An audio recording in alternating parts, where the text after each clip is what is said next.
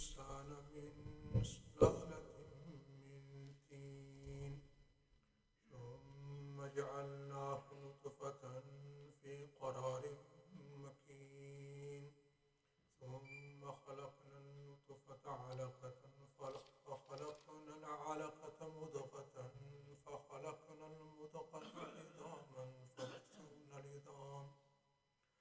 فكسونا العظام لحما ثم أنشأناه خلقا آخر فتبارك الله أحسن الخالقين ثم إنكم بعد ذلك لميتون ثم إنكم يوم القيامة تبعثون صدق الله العلي العظيم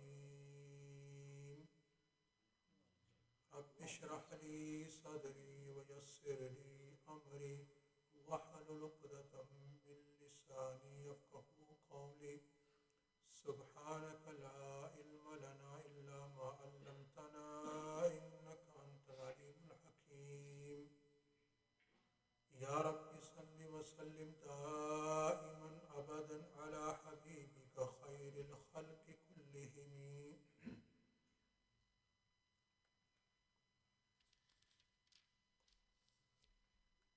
میرے انتہائی قابل احترام بزرگوں، بھائیوں، دوستوں اور اپنے اپنے گھروں میں سننے والی اور بہنوں، ابھی اس وقت ہم سب اللہ کے گھر کے اندر جمع ہیں، نماز ظہر جماعت کے ساتھ ادا کی ہے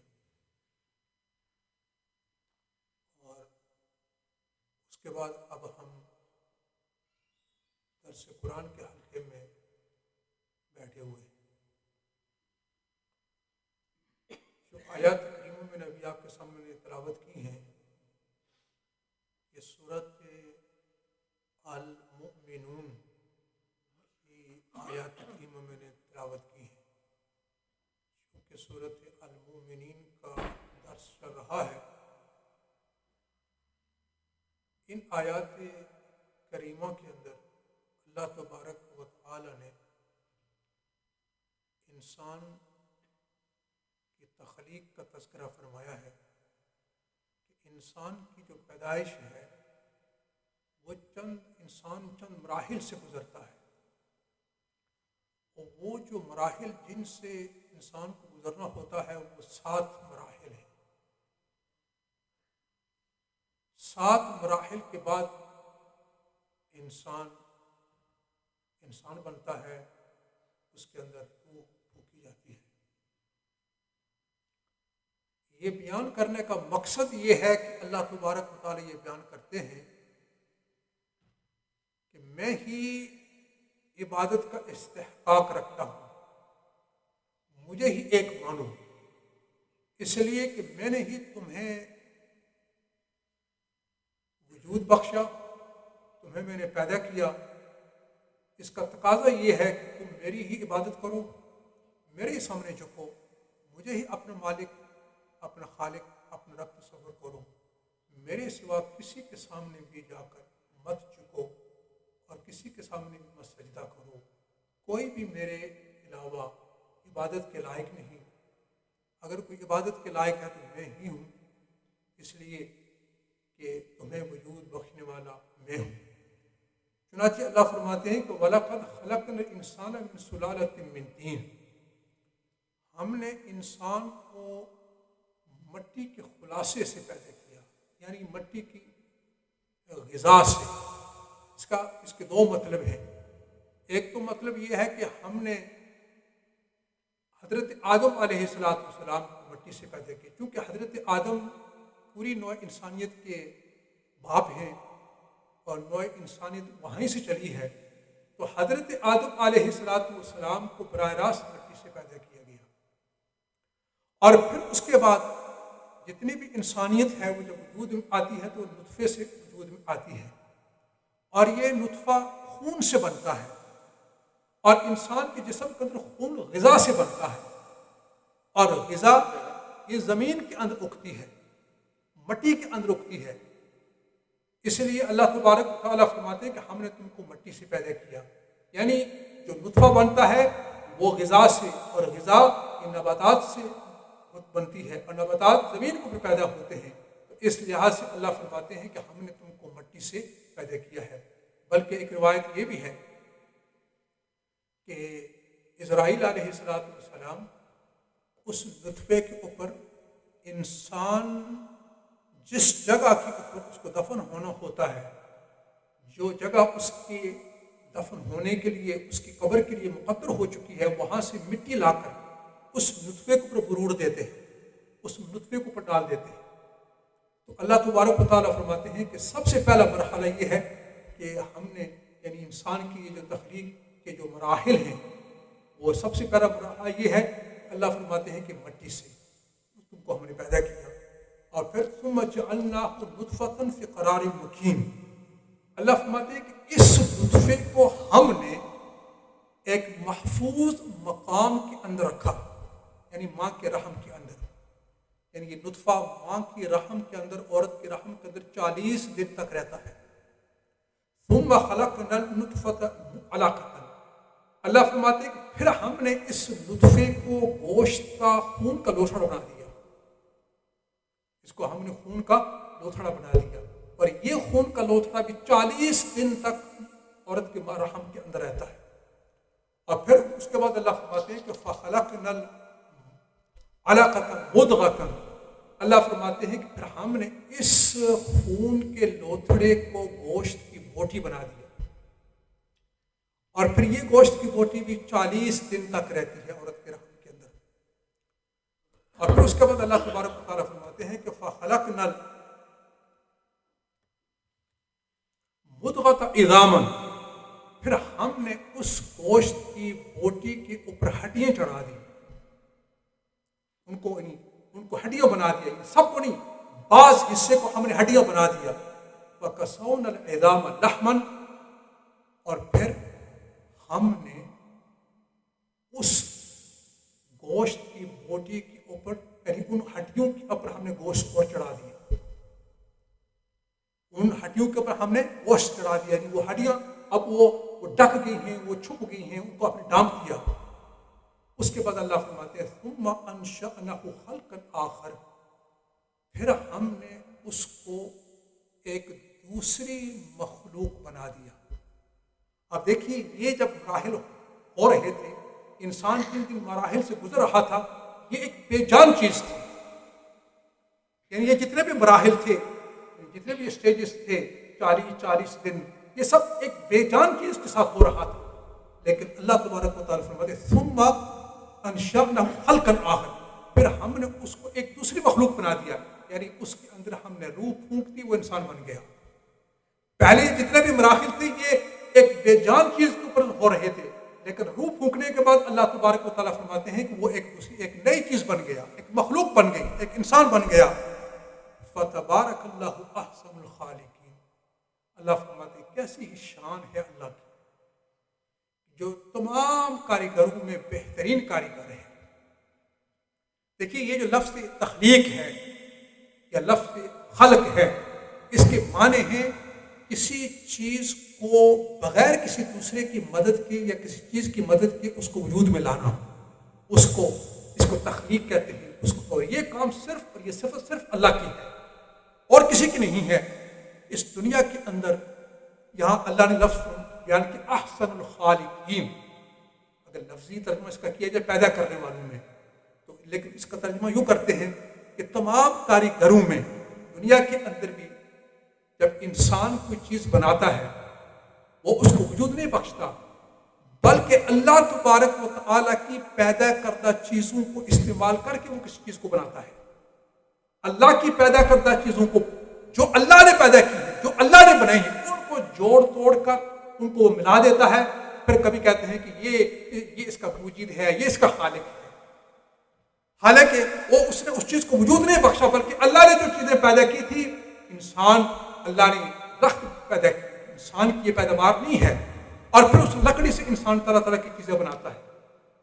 تو اللہ تبارک و تعالیٰ فرماتے ہیں کہ جتنے بھی کاریگر ہیں دنیا میں جو چیزیں بناتے ہیں، لیکن ان تمام کے اندر اگر کوئی اعلیٰ اور برتر کاریگر ہے تو اللہ کے ساتھ ہے، اس لیے کہ اللہ کی صفت یہ ہے کہ وہ کسی کی مدد کے بغیر چیز کو وجود میں لے آتا ہے۔ یہ انسان کچھ بھی نہیں تھا۔ حل اتی علی الانسان حین من الدہر لم یکن شیئا مذکورا۔ اللہ فرماتے ہیں کہ انسان کے اوپر ایک ایسا وقت آیا کہ اس کا نام و نشان بھی نہیں تھا، اس کا نام و نشان بھی نہیں تھا، لیکن اللہ تبارک و تعالیٰ وہ جس کا نام و نشان نہیں تھا اس کو وجود کے اندر لے آئے، یعنی انسان کو اللہ نے وجود بخشا۔ اس کے بعد اللہ فرماتے ہیں کہ ثم انکم بعد ذلک لمیتون۔ اللہ فرماتے ہیں کہ او انسان تو غور کا اس پر، تیری تخلیق کے اوپر اتنے مراحل گزرے ہیں، ان مراحل سے کتنے مراحل سے تو گزر کا انسان بنا ہے، اور پھر اس کے بعد یاد رکھنا یہ تیرا زندگی کا سلسلہ ختم ہو جائے گا، اور پھر تو اس کے بعد مرنے والا ہے، پھر تو اس کے بعد اللہ نے ہمیں آخرت یاد دلائی، اللہ ہمیں موت یاد دلاتے ہیں، اور اس کے بعد فرماتے اللہ ثم انکم یوم القیامت تبعثون۔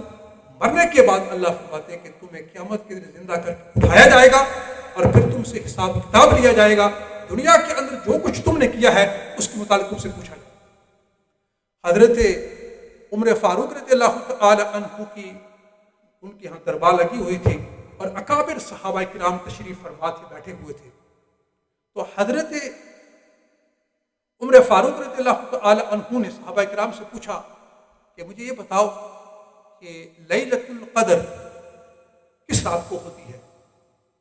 تو تمام صحابہ کرام نے جو بڑے اجل صحابہ کرام بیٹھے ہوئے تھے، سب نے کہا کہ اللہ عالم، اللہ کی ذات بہتر جانتی ہے، کہ آپ صلی اللہ علیہ وسلم بتا گئے ہیں کہ لیلۃ القدر کو تم طاق راتوں میں تلاش کیا کرو، وہ اللہ ہی بہتر جانتے ہیں وہ راتوں میں کس میں ہوتی ہے۔ ہمیں تو یہ حکم ہے کہ ہم آخری عشرے میں اللہ کی عبادت کریں، اور بالخصوص جو طاق راتیں ہیں ان کو نہ جانے دیں، ان میں عبادت کریں، انشاءاللہ کسی نہ کسی رات کو ہوتی ہے، اس میں ہمیں مل جائے گی۔ تو حضرت عمر فاروق رضی اللہ تعالیٰ عنہ فرماتے ہیں کہ میں پوچھتا ہوں کہ کوئی متعین رات مجھے بتاؤ، تم بتا سکتے؟ ان کا نہیں، وہ ہمارے علم میں نہیں ہے، ہم نہیں بتا سکتے۔ تو حضرت ابن عباس رضی اللہ تعالیٰ عنہ جو بالکل یعنی ابھی لڑکے ہی تھے، یعنی وہ یعنی ابھی نوجوان تھے، لڑکے تھے، وہاں بیٹھے ہوئے تھے، حضرت عمر فاروق ان کی طرف متوجہ ہوئے اور ان سے فرمانے لگے، اے نوجوان تمہاری کیا رائے ہے؟ تمہاری کیا رائے ہے اس بارے میں کہ لیلۃ القدر جو آخری عشرے میں اللہ نے رکھی ہے اور طاق راتوں کے اندر رکھی ہے، اور ان طاق راتوں کے اندر بھی کس رات کو ہوتی ہے؟ تو حضرت ابن عباس رضی اللہ تعالیٰ عنہ فرماتے ہیں کہ اے امیر المؤمنین، میری سمجھ میں ایک بات یہ آتی ہے کہ جب قرآن پاک کو دیکھا جائے اور قرآن کا مطالعہ کیا جائے اور قرآن کا غور کیا جائے، تو میں اس نتیجے پر پہنچا ہوں کہ لیلۃ القدر 27ویں رات کو ہوتی ہے۔ تو حضرت عمر فاروق رضی اللہ تعالیٰ عنہ نے فرمایا کہ قرآن پاک کی کن آیات کی بنیاد پر تم نے کہا کہ وہ لیلۃ القدر 27ویں رات کو ہوتی ہے؟ تو حضرت عمر فاروق رضی اللہ تعالیٰ حضرت ابن عباس نے فرمایا کہ اے امیر المؤمنین، غور کیا تو بات یہ سمجھ میں آئی کہ اللہ نے 7 آسمان بنائے ہیں اور اللہ نے 7 زمینیں بنائی ہیں، اور جب سورۃ المؤمنون کی آیات جس میں اللہ انسان کی تخلیق کا ذکر کرتے ہیں، اس میں اللہ نے انسان کی تخلیق کے 7 مراحل بیان کیے کہ انسان 7 مرحلوں سے گزر کر انسان بنتا ہے، اور سورۃ عبس یعنی جو 23ویں پارہ ہے اس میں اللہ نے انسان کے غذا کا ذکر کیا ہے، تو وہاں بھی اللہ تبارک و تعالیٰ نے 7 قسم کی غذائیں بیان کی ہیں۔ تو ان تمام چیزوں کو سامنے رکھ کر یہی سمجھ میں آتی ہے بات کہ لیلۃ القدر 27 رات کو ہوتی ہے۔ تو حضرت عمر فاروق رضی اللہ تعالیٰ عنہ وہ جو بڑے بڑے صحابہ کرام بیٹھے ہوئے تھے، اجل صحابہ، اکابر صحابہ بیٹھے ہوئے تھے، فرمانے لگے تم سے وہ بات نہ ہو سکی جو اس چھوٹے بچے نے کر دی، تم وہ کچھ نہ بیان کر سکے جو اس چھوٹے بچے نے بیان کر دیا۔ تو اللہ تبارک و تعالیٰ یہاں ہماری تخلیق جن جن مراحل سے انسان گزرتا ہے اس کو بیان کرنے کا مقصد واحد ہے، اور وہ مقصد یہ ہے کہ اللہ اپنی قدرت کو بیان کرنا چاہتے ہیں کہ میری اس قدرت کو پر غور کرو اور میری اس قدرت کو پر غور و فکر کرو، اور پھر مجھے واحد مانو، میرے سوا کسی کے سامنے نہ سر جھکاؤ اور کسی کو نفع و نقصان نقصان کا مالک نہ سمجھو. اگر کوئی نفع و نقصان کا مالک ہے تو صرف اللہ کی ذات ہے. لیکن افسوس در افسوس، افسوس در افسوس، ہم مسلمانوں کا حال یہ ہو گیا ہے کہ خوشی کے اندر تو ہم یاد کرتے نہیں اللہ کو، عین مصیبت کے وقت پہ ہمیں اللہ یاد نہیں آتا. عین مصیبت کے وقت پہ ہمیں اللہ اور سب کچھ یاد آتا ہے، سب کچھ یاد آتا ہے، لیکن اللہ ہمیں یاد نہیں آتا. یہ بہت بڑا المیہ ہے کہ ہم اللہ تبارک و تعالیٰ کی ذات سے کتنے کٹ چکے ہیں. ہمارا تعلق اللہ کی ذات سے کتنا خراب ہو چکا ہے کہ ہم مصیبت کے وقت، مشرکین مکہ کا حال تو یہ تھا کہ وہ جب وہ کشتیوں کے اوپر سوار ہوتے تھے اور ان کو یہ خطرہ لاحق ہوتا کہ اب ہماری کشتی ڈوب جاتی تو سب کو بھول کر اللہ کی طرف متوجہ ہو جاتے تھے. ان کا حال تو یہ تھا کہ مشرکین مصیبت کے وقت، مشکل وقت اپنے بتوں کو بھول کر رب العالمین کو یاد کرنے لگتے تھے. لیکن آج کا مسلمان، اس کا حال یہ ہو گیا کہ مصیبت وقت اللہ کو یاد نہیں کرتا، مصیبت کے وقت بھی اللہ تبارک و تعالیٰ کو یاد نہیں کرتا. اور اس کا آج ہمارے ایمان اتنا کمزور ہو چکا ہے اور ہم نے یعنی غیروں کے اوپر اتنی توقعات ہم نے لگا رکھی ہیں کہ ہم یہ سمجھتے ہیں کہ سب کچھ یعنی غیروں سے ہوتا ہے، اللہ سے کچھ نہیں ہوتا. اور ہمارا ایمان اتنا کمزور ہو چکا ہے. ایک بات میں عموماً یاد کرایا کرتا ہوں آپ کو. آپ نے دیکھا ہوگا بہت ساری جو یہاں میرے بھائی ٹیکسی ڈرائیور بیٹھے ہوئے ہیں، بہت سے گاڑیوں میں بیٹھے ہوئے ہیں، ان کی گاڑیوں کے پیچھے وہ سیاہ رنگ کا وہ کپڑا باندھا ہوتا ہے، سیاہ رنگ کا کپڑا باندھا ہوتا ہے.